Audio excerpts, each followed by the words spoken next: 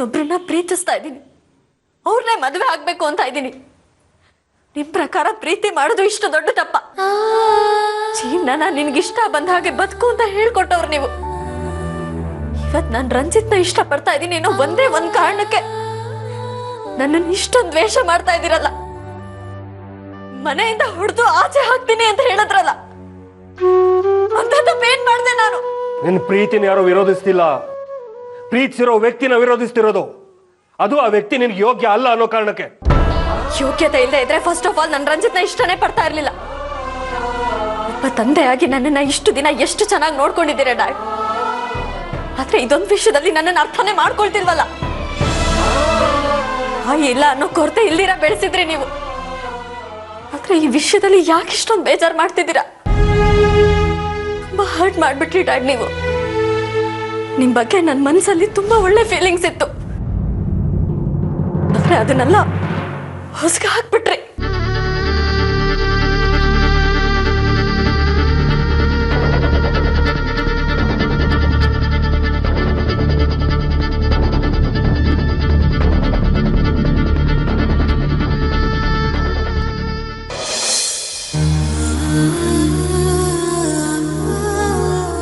ಒಳಗ್ ಬರ್ಬೋದಾ? ನನಗ್ ಬುದ್ಧಿ ಹೇಳಿ ತಿದ್ದೋದಕ್ಕೆ ಅಂತ ಡ್ಯಾಡಿ ನಿಮ್ಮನ್ನ ಕಳ್ಸಿದ್ರೆ ದಯವಿಟ್ಟು ಬರ್ಬೇಡಿ. ನಿಮ್ ಟೈಮು ಎನರ್ಜಿ ಎರಡು ವೇಸ್ಟ್. ಅದಕ್ಕಲ್ಲ, ಬನ್ನಿ.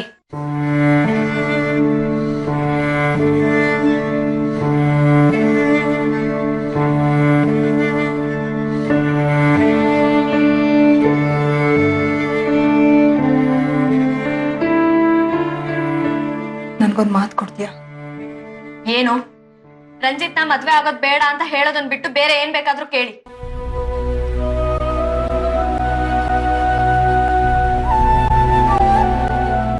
ನಾಳೆ ರಂಜಿತ್ ಮತ್ತೆ ರಂಜಿತ್ ತಾಯಿ ಬಂದಾಗ ಅವ್ರ ಮುಂದೆ ನಿಮ್ ಡ್ಯಾಡಿಗೆ ಅವಮಾನ ಆಗೋ ತರ ಮಾತಾಡ್ಬೇಡ ಕಣೆ.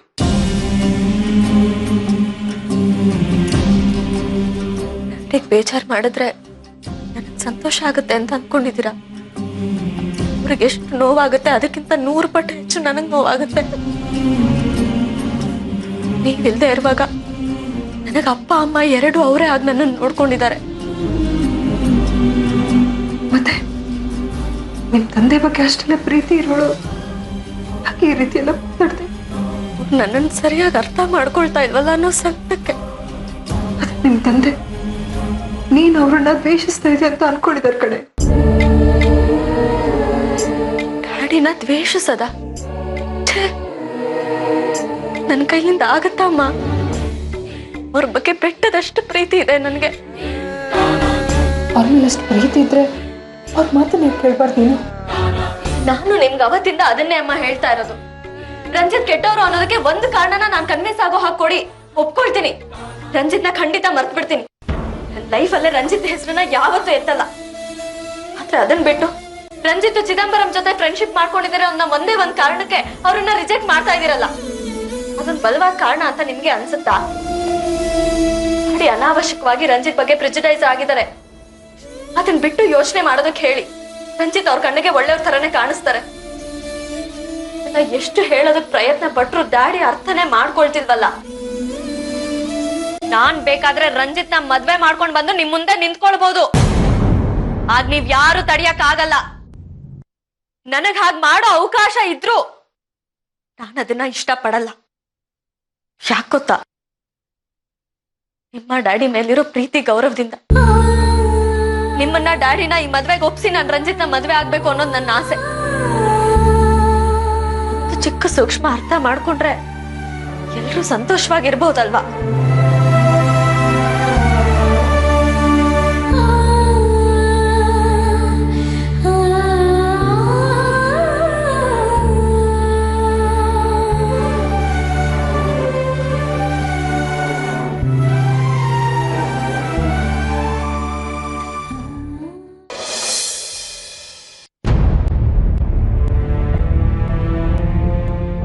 ಏನಂದ್ಲು ಸಾಕ್ಷಿ?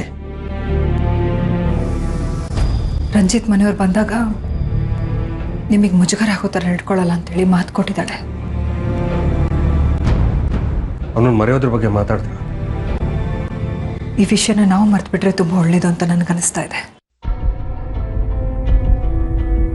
ಅಂದ್ರೆ ರಂಜಿತ್ನ ಮರ್ತ್ಬಿಡು ಅಂತ ಸಾಕ್ಷಿ ಪದೇ ಪದೇ ಹೇಳೋದನ್ನ ನಾವು ಮರ್ತ್ಬಿಟ್ರೆ ಒಳ್ಳೇದು ಅಂತ ನನ್ನ ಅಭಿಪ್ರಾಯ. ಏನ್ ನಿಮ್ಮ ಮಾತಿನ ಅರ್ಥ? ಸಾಕ್ಷಿ ಹೇಳೋ ಹಾಗೆ ರಂಜಿತ್ಗೆ ಮದುವೆ ಮಾಡಿ ಕೊಟ್ಬಿಡ್ಬೇಕು ಅಂತನಾ? ಅದೆಲ್ಲದಕ್ಕಿಂತ ಒಳ್ಳೇದು ಅಂತ ನನಗನ್ನಿಸ್ತಾ ಇದೆ.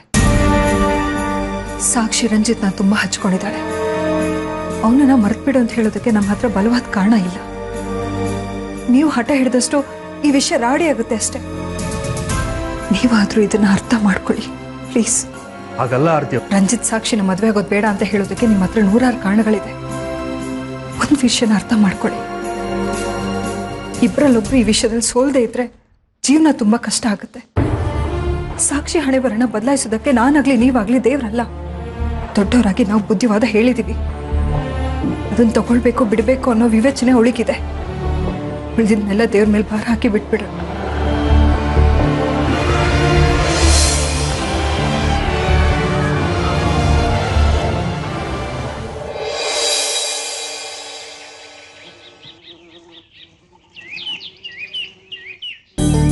ಅಜ್ಜಿ ಅಜ್ಜಿ ಅಜ್ಜಿ ಏನ್ ಮಾಡ್ತಿದ್ದೀರಾ?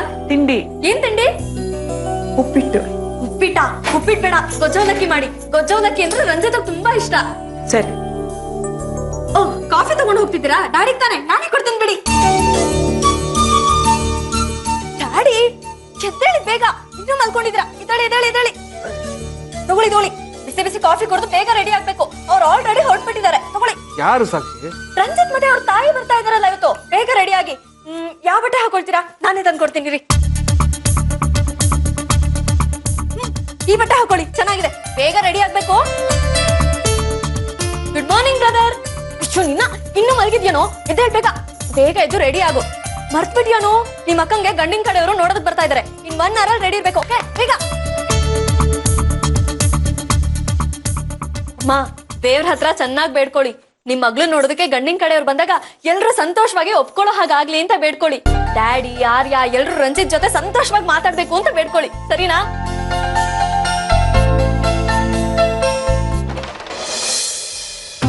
ನಮಸ್ಕಾರ. ನಮಸ್ಕಾರ. ಬನ್ನಿ ಒಳಗೆ. ಸೂರ್ಯ ಅವರೇ,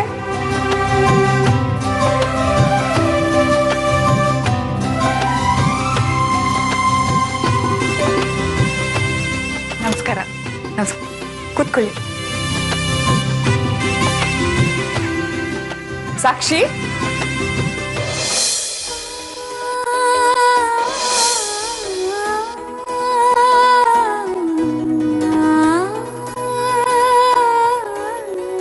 ಅಮ್ಮ ನಮಸ್ತೆ. ಡ್ಯಾಡಿ ಮಾತಾಡ್ಸಿ. ಡ್ಯಾಡಿ. ಅಜ್ಜಿ ನೀವು ಮಾತಾಡಿ. ಹರ್ಯ ಮಾತಾಡೋ. ನೀನ್ ಅವ್ರನ್ನ ಮನೆಗ್ ಬರ್ಬೇಡ ಅಂತ ಹೇಳಿದ್ಯಲ್ಲ, ಅದಕ್ಕೆ ಪಾಪ ಅವ್ರು ಸ್ವಲ್ಪ ಸಂಕೋಚದಿಂದ ಕೂತಿದ್ದಾರೆ. ನೀವೇನು ಬೇಜಾರ್ ಮಾಡ್ಕೋಬೇಡಿ. ನಮ್ಮ ಆರ್ಯ ಯಾವಾಗ್ಲೂ ಹಾಗೆ ಕೋಪನ ಯಾವಾಗ್ಲೂ ಜೋಬ್ನಲ್ಲೇ ಇಟ್ಕೊಂಡ್ ತಿರುಗ್ತಾ ಇರ್ತಾನೆ. ಅಮ್ಮ ಏನ್ ತಗೊಳ್ತೀರಾ? ಕಾಫಿ. ಓಕೆ, ನೀವ್ ಡ್ಯಾಡಿ ಹತ್ರ ಮಾತಾಡ್ತಾ ಇರಿ, ನಾವು ಕಾಫಿ ಮಾಡ್ಕೊಂಡ್ ಬರ್ತೀವಿ. ಬನ್ನಿ ಅಜ್ಜಿ, ಬನ್ನಿ ಮಾ.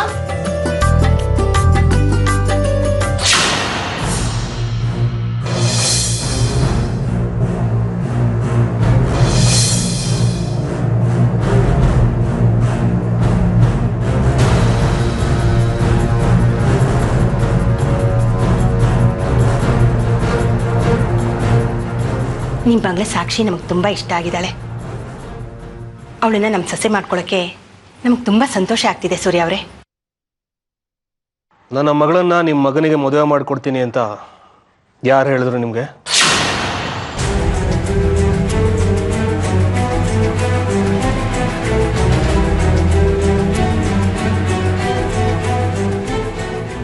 ರಂಜಿತ್, ನನಗೆ ಹೇಳಿರ್ಲಿಲ್ವಾ ಮನೆ ಹತ್ರ ಬರಬೇಡ, ನನಗೆ ನಿಮ್ಮ ಸಂಬಂಧ ಇಷ್ಟ ಇಲ್ಲ ಅಂತ?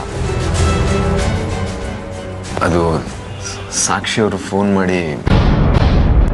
ಸಾಕ್ಷಿ ಹೇಳಿದ್ಲು ಅಂತ ಮನೆ ತನಕ ಸಂಬಂಧ ಮಾತಾಡೋಕೆ ಬಂದಿದ್ದೀರಲ್ಲ, ನಿಮಗೆ ಮಾನ ಮರ್ಯಾದೆ ಯಾವುದೂ ಇಲ್ವಾ?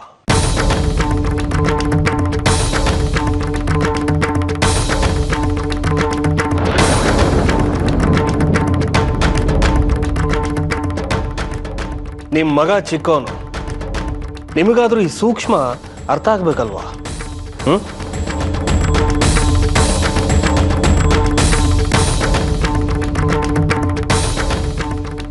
ಏನ್ ನಿಮ್ಮ ಮಗನಿಗೆ ಎಲ್ಲೂ ಹುಡುಗಿ ಸಿಗ್ತಾನೆ ಇಲ್ವಾ? ಎಲ್ಲೂ ಸಿಕ್ಕಿಲ್ಲ, ಇಲ್ಲೊಂದು ಚಾನ್ಸ್ ನೋಡೋಣ ಅಂತ ಬಂದಿದ್ದೀರಾ.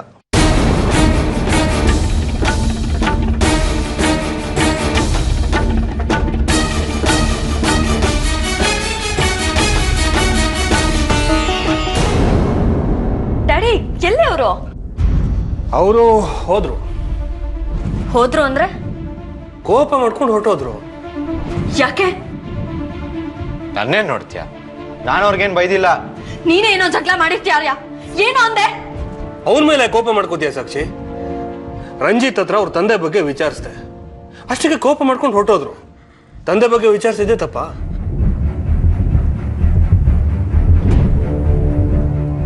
ರಂಜಿತ್! ರಂಜಿತ್!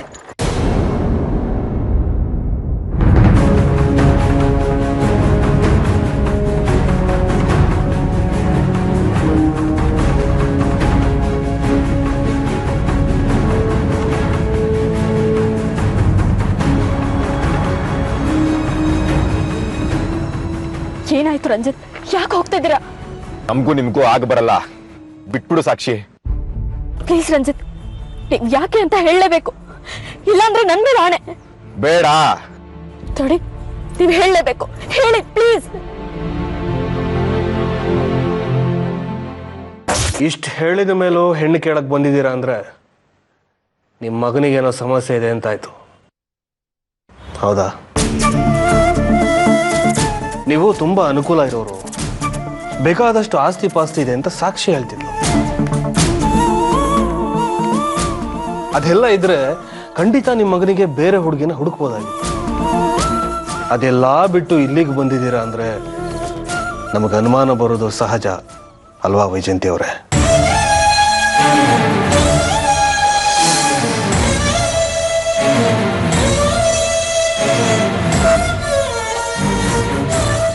ಇಬ್ಬರೇ ಬಂದಿದ್ದೀರಾ. ನಿಮ್ಮ ಯಜಮಾನ್ರು ಅವ್ರು ಫಾರಿನಲ್ಲಿದ್ದಾರೆ ಅಂತ ಸಾಕ್ಷಿ ಹೇಳ್ತಿದ್ರು. ಅದು ನಿಜಾನಾ ಅಥವಾ ಅವ್ರು ನಿಮ್ಮ ಜೊತೆಗೆ ಇಲ್ವಾ?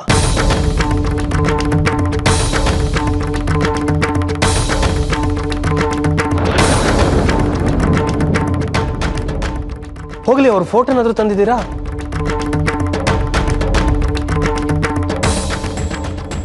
ಫೋಟೋನು ಇಟ್ಕೊಳ್ಳೋಕ್ ಆಗದೆ ಇರುವಂತಹ ವ್ಯಕ್ತಿನ ಅವರು.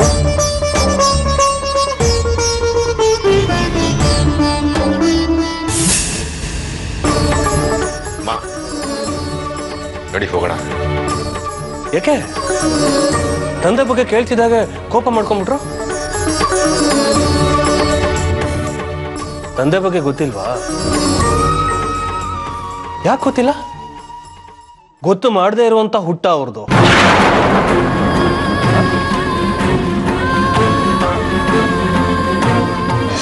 ಇಷ್ಟು ಅವಮಾನ ಆದ್ಮೇಲೆ ನಾನು ನಿನ್ನ ಮದುವೆ ಆದ್ರೆ ನನಗೆ ಮರ್ಯಾದೆ ಇರುತ್ತೆ ಸಾಕ್ಷಿ. ಸಾರಿ ರಂಜಿತ್, ಸಾರಿ ಅಮ್ಮ. ದಯವಿಟ್ಟು ನನಗೆ 5 ನಿಮಿಷ ಟೈಮ್ ಕೊಡಿ. ಡ್ಯಾಡಿ ನಿಮ್ಮ ಹತ್ರ ಕ್ಷಮೆ ಕೇಳೋ ಹಾಗೆ ನಾನ್ ಮಾಡ್ತೀನಿ.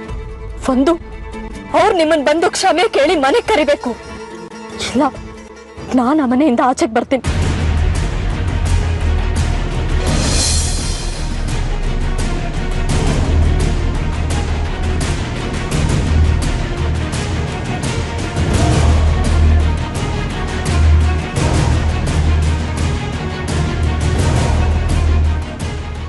ಬನ್ನಿ, ರಂಜಿತ್ ಮತ್ತೆ ಅವ್ರ ತಾಯಿ ಹತ್ರ ಕ್ಷಮೆ ಕೇಳಿ. ನಾನೇ ಕ್ಷಮೆ ಕೇಳ್ಬೇಕು? ಆಡಿದ ಮಾತಿಗೆ, ನಡ್ಕೊಂಡ್ ರೀತಿಗೆ. ಅವ್ರ ತಂದೆ ಬಗ್ಗೆ ಕೇಳಿದ ತಪ್ಪ? ನೀವ್ ಕೇಳಿದ ರೀತಿ ತಪ್ಪು. ಅದು ಅವ್ರ ದೃಷ್ಟಿಕೋನದ ಸಮಸ್ಯೆ. ನಿಮ್ಗೂ ಅರ್ಪಿತಂಗೂ ಸಮಥಿಂಗ್ ಇತ್ತಂತೆ, ಹೌದಾ? ಸಾಕ್ಷಿ, ಇದೇ ಪ್ರಶ್ನೆನ 20 ವರ್ಷದ ಹಿಂದೆ ಆರ್ತಿ ಅಮ್ಮ ಕೇಳಿದ್ರು. ಹಾಗಾಗಿತ್ತು ತಾನೆ? ಅವ್ರಿಗೆ ಹೊಡೆದಿದ್ರಿ ತಾನೆ? ಅವರು ಮನೆ ಬಿಟ್ಟು ಹೋಗಿದ್ರು ತಾನೆ? ಇದು ದೃಷ್ಟಿಕೋನದ ಸಮಸ್ಯೆನಾ? ಬಂದು ಕ್ಷಮೆ ಕೇಳಿ ಅವ್ರನ್ನ ಒಳಗ್ ಕರೀರಿ. ನಾನು ಕ್ಷಮೆ ಕೇಳಲ್ಲ, ಒಳಗ್ ಕರಿಯಲ್ಲ. ಹೌದಾ? ಸರಿ ಬಿಡಿ. ಸಾಕ್ಷಿ, ಎಲ್ಲಿಗೆ ಹೋಗ್ತಾ ಇದೀಯಾ? ನನ್ ಗಂಡ ಆಗೋನ್ಗೆ ಮರ್ಯಾದೆ ಕೊಡದೇ ಇರೋ ಈ ಮನೇಲಿ ನಾನು ಇರಲ್ಲ. ಬರ್ತೀನಿ. ಸೂರ್ಯರ ಸಾಕ್ಷಿ ಹೋಗ್ತಾ ಇದ್ದಾಳೆ, ತಡೀರಿ. ಸೂರ್ಯ ಸಾಕ್ಷಿ ಹೊಟ್ಟೋಗ್ತಾಳೆ, ತಡಿಯೋ. ನಿಂತ್ಕೋ.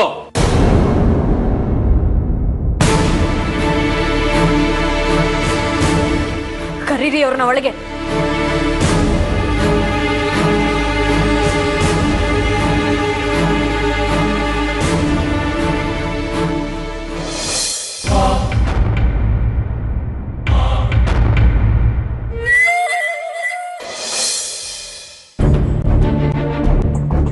ಮನಸ್ಸಿಗೆ ನೋವಾಗೋ ಥರ ಮಾತಾಡ್ಬಿಡೆ. ದಯವಿಟ್ಟು ಕ್ಷಮಿಸಿ. ಒಳಗೆ ಬನ್ನಿ ಪ್ಲೀಸ್.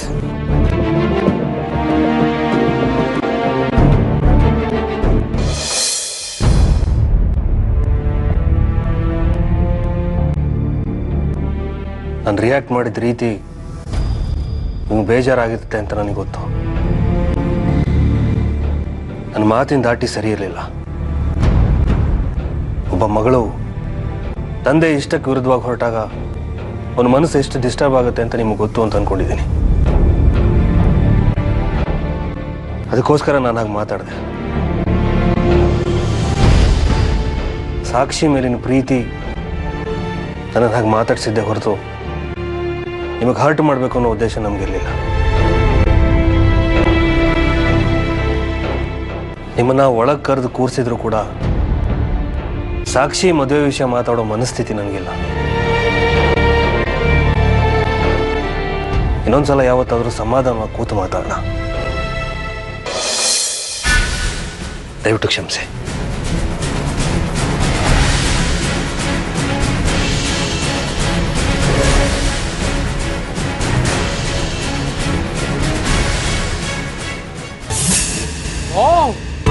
ಇಷ್ಟೆಲ್ಲ ನಡೀತಾ ಸೂರ್ಯನ ಮನೆಯಲ್ಲಿ ಏನಾದ್ರೂ ಫಿಲ್ಮ್ ಮಾಡಿದ್ರೆ 100 ಡೇಸ್ ಓಡೋದಂತೂ ಗ್ಯಾರಂಟಿ. ವೆರಿ ಗುಡ್ ಮಗನೇ, ಹೋದ್ ಕೆಲಸ ಸಕ್ಸಸ್ ಮಾಡ್ಕೊಂಡ್ ಬಂದಿದ್ಯಾ.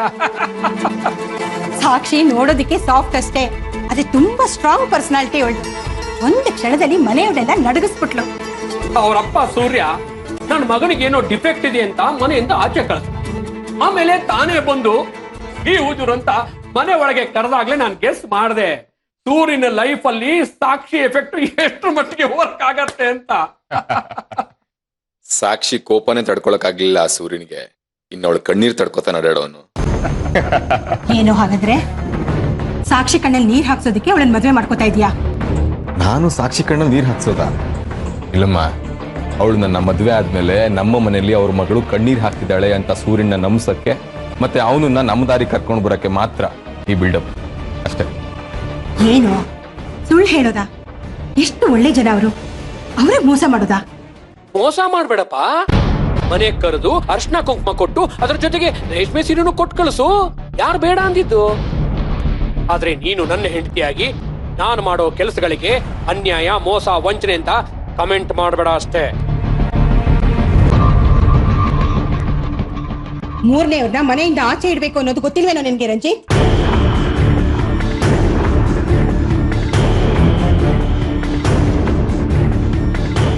ಬೈಜು, ಒಳಗ್ ಹೋಗು, ಒಳಗ್ ಹೋಗು ಅಂದೆ.